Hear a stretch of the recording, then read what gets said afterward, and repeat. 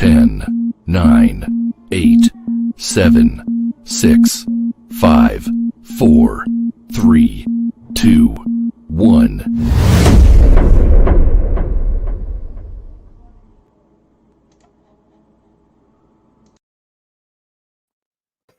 We're gonna block it out like that. All right, what's going on, everybody? Big Trucker B family, how y'all doing? It's your boy Big Trucker B with another Trucker B live interview with yours truly, Trucking with Johnathan. Trucking with Johnathan.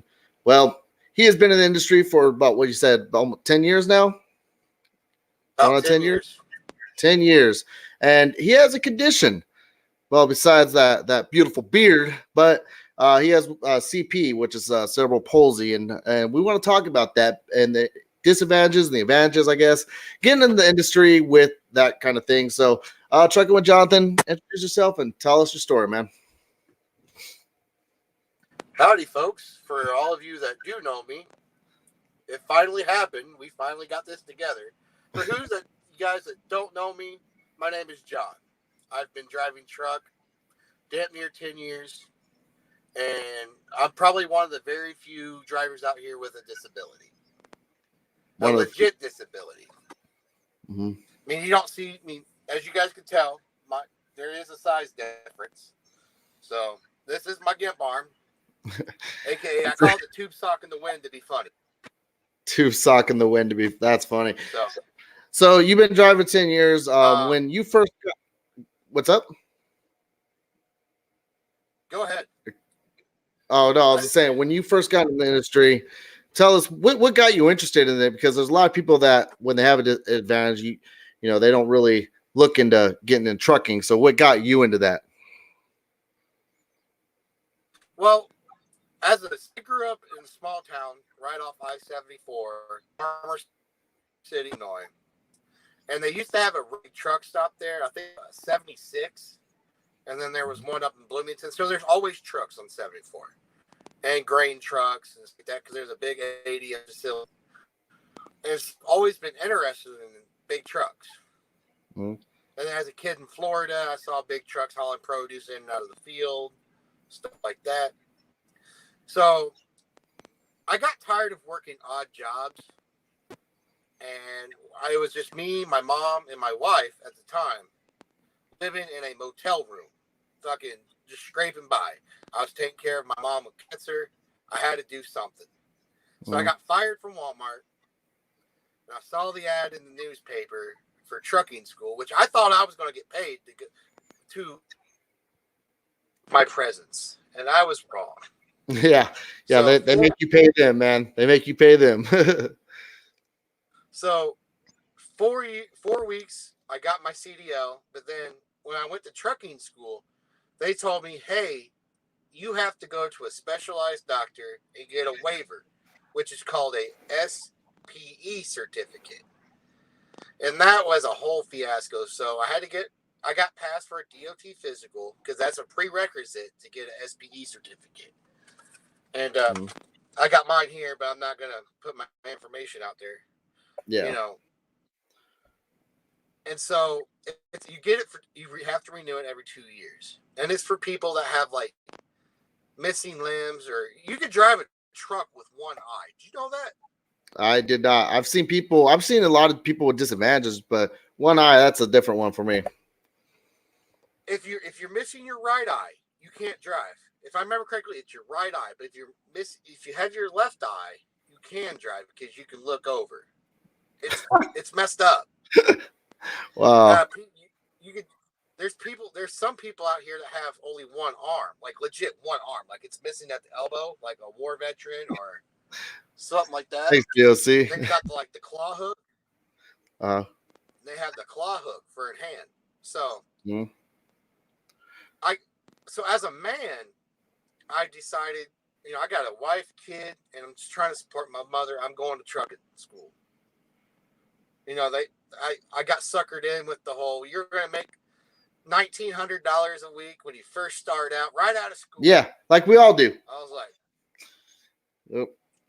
like, well, hell, I can give my mom a comfortable life. I can live comfortably off that. And so I got through trucking school. I got my permit. Then I went off to my first company. And then I realized that some of you veteran drivers can be complete dicks at times. Mm-hmm. Like they can be. Don't want to give me a fair shake. Oh, like I'm gonna be honest with you. When your first day at trucking school, you fill out nothing but applications, right? Mm-hmm. And only one company would hire me, and I think a lot was everyone was scared that couldn't do the job properly. But there was a small. I'm not going to say a small company. They were size. They weren't a medium-sized company, but they weren't a small company. 300 trucks, and so I went there. It was called Star Transport out of Morton, Illinois. They're gone now. They were up. The owner gave his company to his 2 boys, and they ran it into the ground. But I had a great trainer. He took his time with me. He was ex-military, so he didn't tolerate stupidity, but he also understood that, like, with cerebral palsy, it's not just a physical thing. It can affect some things up here too, like it could being reasonable, quick to temper. Mm-hmm. It can cause seizures too. Stuff like that. Yeah. Actually, Billy actually just asked real quick. He says, "Do you park at the handicap spots at Walmart?" We were just talking about that before the interview. You don't have a handicap plate. Why?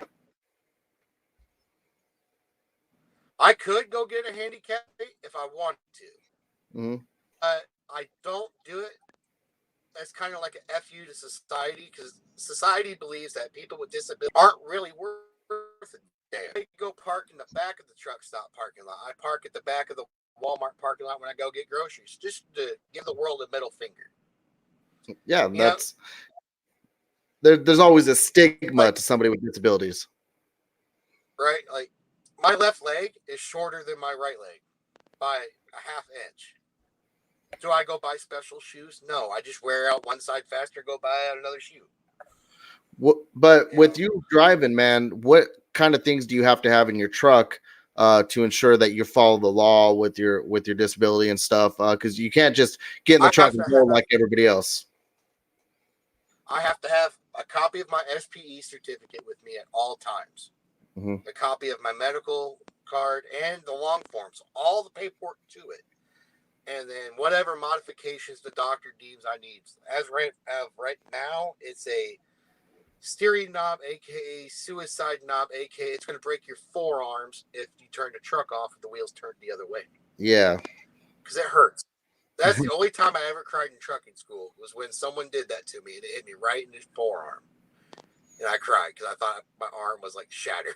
Oof. I couldn't move my arm for like 5 minutes. That steering knob that you use though, does it actually help like with your other arm? Yeah, I mean, I can drive a 13 speed and steer with it. I can still push the arm. Like right now, my truck's not running. Otherwise, I could show you guys I could turn the wheel, but I could drive. I started out driving a 13-speed manual transmission, and then my trainer's like, "Well, you got that one bad leg, where I'm going to learn you how to float gears." So I really didn't know how to use the clutch until I got my own truck. He's like, "I'm not going to have you burn out a clutch in my truck. You're going to float gears." Did you? So, what was the first company? You said it was a Star that gave you a chance, or you applied to them, and they didn't allow you? Like Star Transport. That was the first company you went to. Yes. And then Star Transport. I worked there for 2 years. 2 years. Prior to that, you said that you wanted to do flatbed, and that you had went to some companies, and they wouldn't allow you. They because of the health or the laws, they have to give you a chance, but you said they wouldn't allow you to work there due to your own safety, and then they wanted to send you home, and they didn't even pay for you, nothing. What was up with that? So after being on the road for 5 years, hauling and reefer, wanted to do something different. So I went to flatbed company at a Fargo. I quit on a Wednesday. I quit J&R Schugel Trucking. No, I quit on Monday, and I got to Fargo on a Wednesday. They're like, class won't start until Monday. but we need you to go to these doctors. We're paying for it all. We'll go. So I went to their doctor. He passed me. He's like, this dude's strong as a fucking ox. He can do anything. I went to another doctor. Same thing. Passed their DOT physical. Flying colors. They had me read books. I took tests on how to secure freight. I went through orientation. I sat and went through a little bit of securement training. And then when they brought keys in to give everyone a key to their truck, so like it's their trucks, because they only do 2 days of securement training. They gave me a key to a rental car to go home. At that point, I was already there for Wednesday, Thursday, Friday, Saturday, Sunday, Monday. About 9 days. I wasn't paid for any of the time I was there. And I asked them, like, why am I getting a rental car to go home? They're like, well, we don't feel that you are safe to do flatbed, and we're saving you from yourself. Go home, go find a reefer job where you can make $80,000 a year. And I'm like, you guys signed the Americans with Disability Act form. You guys acknowledged you were going to give me a fair chance. They're like, well, we're sending you home. I'm like, am I even going to get paid for the time I was here? No, you don't get paid because you're not hired on until you are assigned a truck. That was the first time I think my pride had ever been broken, because I've always been able to prove people wrong. And they did, in my opinion, didn't even give me a fair shake. I think they did the bare minimum. And then I should have sued them. Yeah. I just should have just sued them into oblivion. But let's face it, we're all poor, and the company's got all the money, and they're just going to stall. Yeah. Wow. And did you even try? So after that, did it kind of kill your hopes into going in the flatbed, or did you just you never tried to go to a different company, huh? I just never tried after that.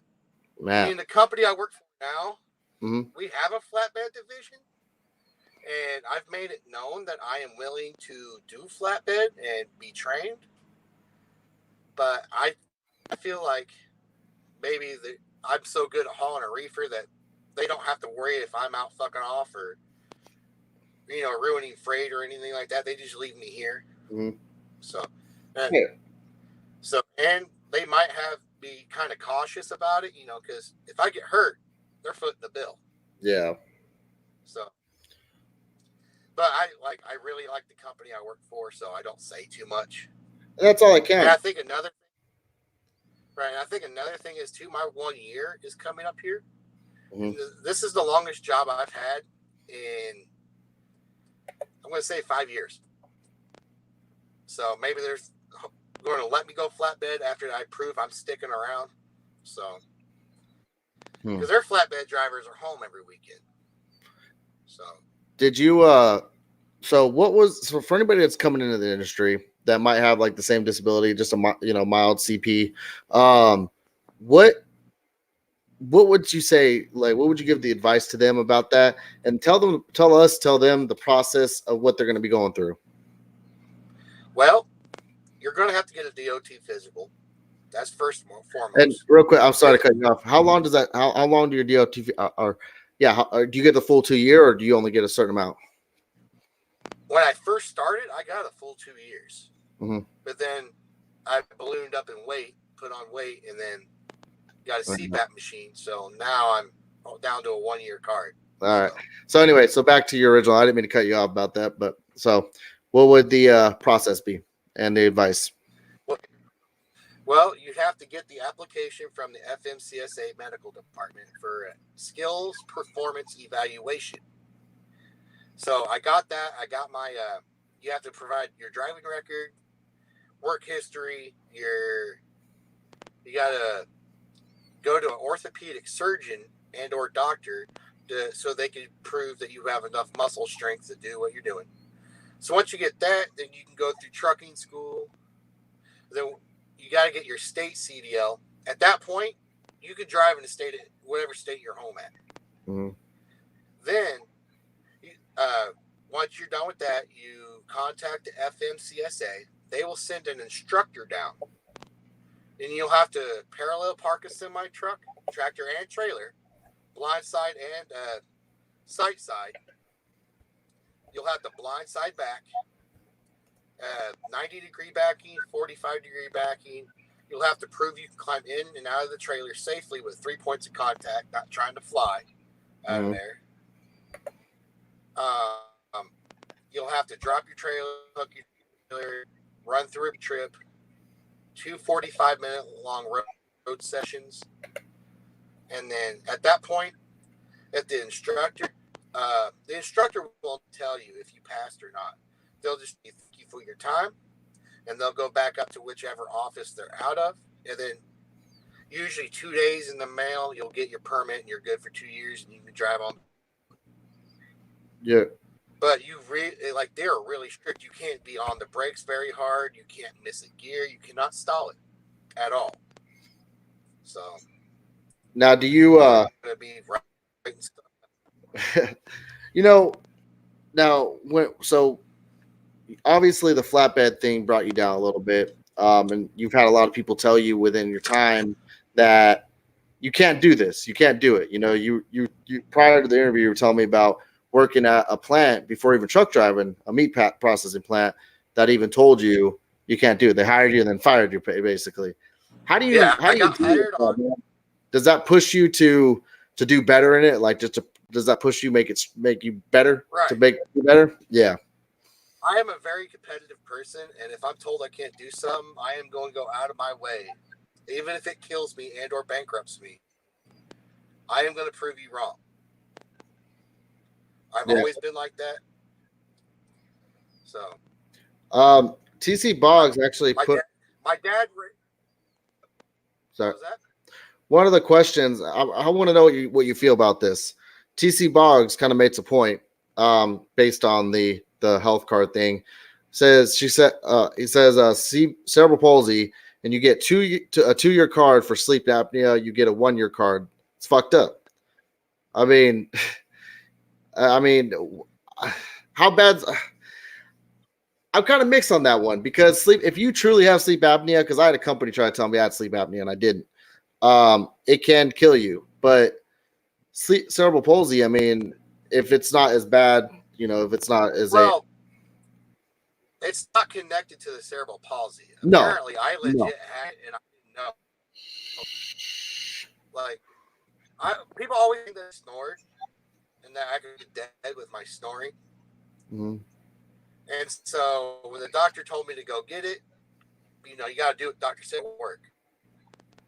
And I sleep so much better now. I'm not waking up all the time. So that I am a true believer in the sleep apnea. If you legit have it, go get it done. I guess, yeah. If you think you have it. Yeah, that's where you and I differ. I just like Jeremy Gregg says, CPAP's a scam, and it is, in my opinion, through certain companies. I would suggest, if you guys think that you have sleep apnea, to go to a professional doctor, not through a company, and use your insurance to get a CPAP. Don't let your company take it out of your check to pay for it, because that's what I'd pay $700 for my CPAP machine. And don't do the take-home test. Got lucky. You can fall off while you're sleeping. Go do it in the hospital. Most health insurance now will cover a sleep study. Yeah. Depending, and then sleep apnea machine, it just depends on your deductible. So yeah, I got screwed over pretty bad with rail on that one. Not knowing I was a beginner. But so do you ever plan on getting in, like, do you have any other plans, like buying your own truck, or are you going to stick with it as a company driver? I'm sticking with trucking. Yep.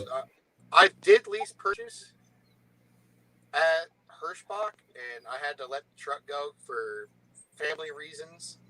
It wasn't because I wasn't making any money or anything like that, but I had some shit go down, and I had to let the truck go and go local for a bit. And how hard is it for you to find, like, how long have you been at this company right now? I've been here 11 months. 11 months. And how hard is it for you to find a trucking company to go to when you decide to leave one, or switch? Now that I have experience and a decent record, not hard. I can have a job. Like if I were to get fired right now, I can have a job Monday morning. So basically, it's the beginning that's the hardest for people with the disability to come in the industry, because they kind of have to prove themselves, and it's finding the company that opens the door for them. Right? Yeah. It's like a factory job, really. You gotta put the time in and prove that you can do the job, and then doors will open. Mm-hmm. Pretty much, you're gonna have to make chicken salad out of chicken shit for a while. There we go. I like that, man. I like that a lot. Wow, yeah. Chicken salad out of chicken shit, and that's what life is, really. Life with a disability, all reality is a lifetime of making chicken salad out of chicken shit. Do you know any companies? That's all it is. Any companies that would come in, or I'm sorry, any companies that you know for sure would hire somebody with the same disability as you? A minor case, not like an extreme case, obviously, but I have not had a company that had anyone else me in the company. I've always been like the first guy. I'm assuming that's what you asked me. You broke up. Well, yeah, I don't know. Your connection on your side's a little weird. I don't know what's going on, but what I was saying is so say that I just get in the industry. I got a mild case of cerebral palsy. I'm trying to find a company. Who would you suggest to go work for to start out?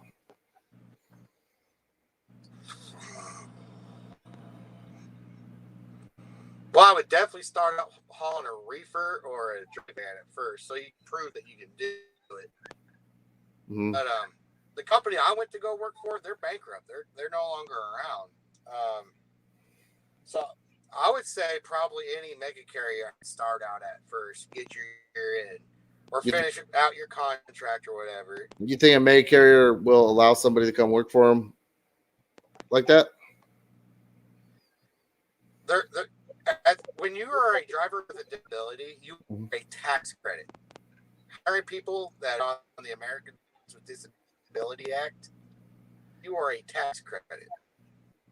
Really? So it's a win-win for them. They got meat in the seat and they get a tax write-off. That works out. Unfortunately, I hate that, but I mean, if I was going to choose a mega carrier, I would choose the smallest of the mega carrier you can get into. Yeah. Yeah, I hear you. But personally, just fill out applications, and whoever will take you, turn your nose up at it. You know, you may have to, take the shit truck out back as it started in 6 years, but it's a truck. Yeah. That's what happened with me. As soon as I was assigned a truck, I thought I was going to get one of these nice fucking Peterbilts sitting over here, and I go around like, well, none of these have my truck number on it. I go inside, they're like, yeah, you're getting that old truck out back that no one's driven in years. I'm like, why am I getting that? They're like, well, no offense. Everyone always says no offense. If you gotta say no offense, you should probably not say it.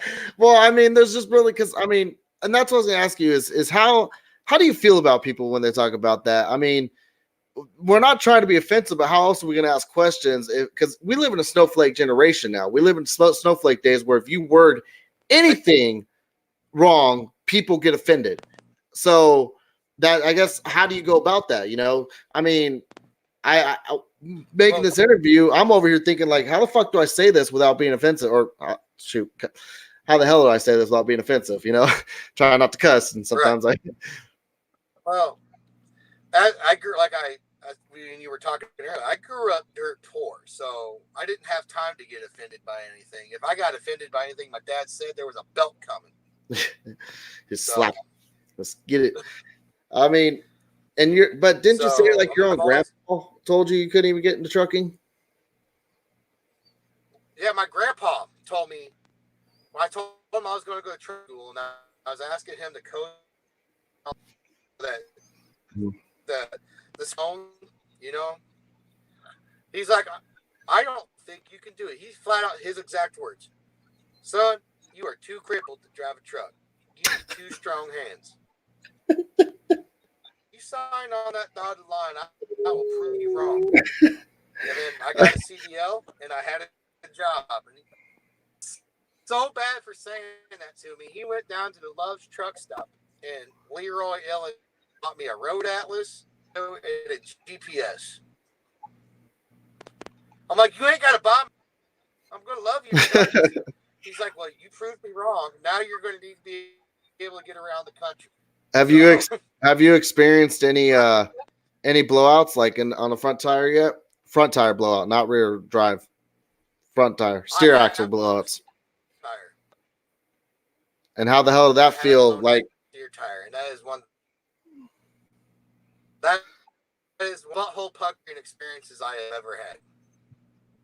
Did it fuck like so with your arm? Transportation. With your CP, did it like? I mean, was it tough? I mean, well, because obviously you got one good arm, your strong arm to hold it, but then your CP arm. So what happened? How was the cause and effect of it? Well, luckily I blew a passenger side steer tire, and I was just able to hold the wheel to the left, and I just eased the shoulder and then into the grass, kept it up. Okay. Don't get me wrong, it scared the shit out of me because I was doing 65 mile an hour heading into Atlanta. So, wow. The thing is, though, too, that was a brand new steer tire. It just got put on. Like literally in Cartersville, Georgia, it was just put on, and then it blew out. So, do you ever get any type of pain? Because like I don't know much about CP. I've read up on it, but like, is like, do you ever get cramps or anything that affects you while driving or affects your driving at all? I'm not talking about like basic leg cramps like we all do. Like so just normal stuff. So it just the only pain. No, go ahead. The only pain that I get is my lower back is because my left leg is shorter than my right leg, so it kind of moves my spine around. So about once a year, I try to go to the chiropractor to get like an adjustment, and that usually makes the pain go away. Because chiropractors are fucking expensive. Yeah, they are. Like I need to find me like I should probably go marry me a chiropractor and get free chiropractor adjustments, but. Yeah. All right. So we're getting down the last 3 minutes. This time we like to ask for anybody that wants to leave questions for Johnathan or I. Basically, let's leave it for Johnathan or anyone wants to say anything. We're going to go through the questions and comments right now. Feel free to leave your comments because now we are paying. I will be brutally honest. What's up? I'll be brutally honest if you guys answer these questions. I won't bullshit you guys. Yeah. I mean, we already have one guy that says, have you put on a black hat? Because we look alike, but that's all I have. That's all I don't have a black hat. Bailey. What? No hats? We might share some of the same ancestry.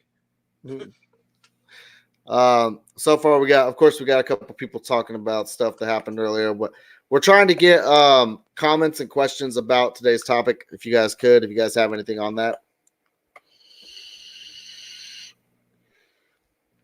Let's see. Trying to go through everything. A lot of people leave a lot of comments. I don't think they realize I don't read them until we get to a certain section of the video.